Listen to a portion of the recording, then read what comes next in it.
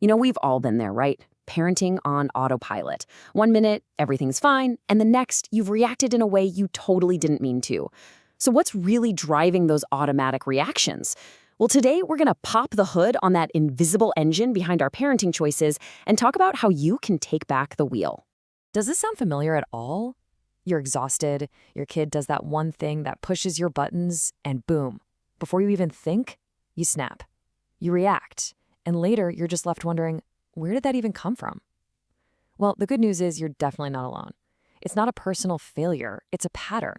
See, over time, our responses get so wired into us, they feel like reflexes. They're just unconscious habits, programmed by years and years of experience. But here's the thing, just because they're automatic doesn't mean they're set in stone. They can be understood, and even more importantly, they can be changed. Okay, so to get a handle on these reactions, we first need to understand that invisible engine that's powering them. It's really a three-part system, and it all starts with something pretty fundamental. It all kicks off with your beliefs. These are the things you hold to be true about the world, about being a parent, about your kids. They're shaped by how you were raised, what you've seen, what you've learned. They become the very foundation for how you parent. And sometimes, without us even realizing it, our core beliefs can get a little, distorted. Just take a look at these. Do any of them sound even a little familiar? A lot of them come from a good place, right? A place of love. But they can create this impossibly high standard that ends up fueling those automatic reactions we want to avoid. So when you start bundling a bunch of related beliefs together, they kind of harden into an attitude. For instance, if you believe you have to protect your kid from every possible risk, your whole attitude might become one of constant vigilance. And that attitude becomes the lens you see everything through. And that attitude, that's what pulls the trigger on the reaction.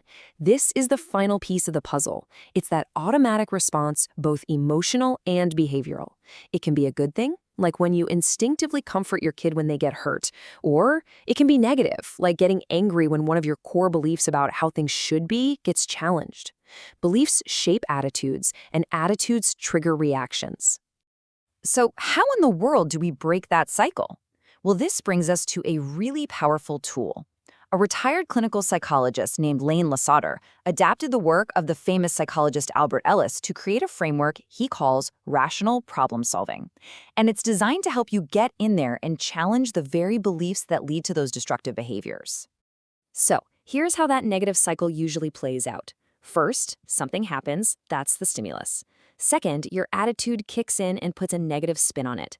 Third, that attitude creates what the framework calls passion, a really strong negative feeling like anger or fear.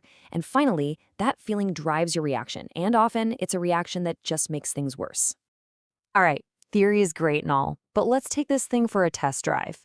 We're going to walk through a real-world scenario to see how this cycle plays out, and more importantly, how you can steer it in a much better direction. Okay, here's our stimulus, a total classic parenting moment, right? Your 14-year-old was supposed to be home for dinner at 6, but she walks in the door at 8 o'clock. No call, no text.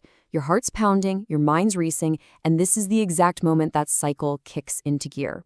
Now, if we go down the destructive path, your immediate attitude is just, this is totally unacceptable.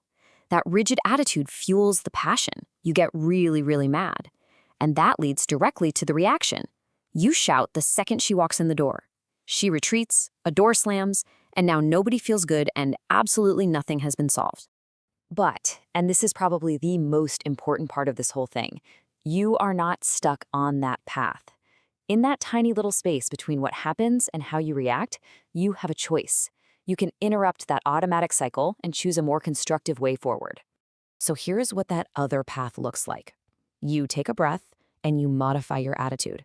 Maybe you realize, hey, I was never super clear about my expectations for calling. That little shift allows you to see better options. You can decide to apologize for your initial flash of anger, and then you can take real constructive action, like setting up a time to talk calmly and figure it out together. So how do you actually choose a different attitude in the heat of the moment? Let's stock up your mental toolkit with some practical shifts you can make on the fly. This is such a great way to see the options you have for your internal self-talk. On the left, you've got those destructive attitudes, the helpless victim thinking, this is all bad, or the Rambo who has to charge in and fix everything right now. And on the right, you have the constructive alternatives. Instead of making demands, you just take 5 to calm down, It's not about ignoring the problem, it's about choosing a mindset that will actually help you solve it. Now, it's really important to get this next part. The goal here isn't to feel happy and cheerful all the time. Choosing a positive attitude doesn't just magically erase uncomfortable feelings. You might still feel disappointed or sad or concerned. The difference is these are appropriate emotions that lead to constructive action, not the destructive reactions we've been talking about. And this quote from Lane Lasater, whose work we've been exploring, really just says it all, doesn't it? The past is the past. What happened, happened. Your power is right here in this moment, in your ability to choose your attitude, and by doing that, to choose your response.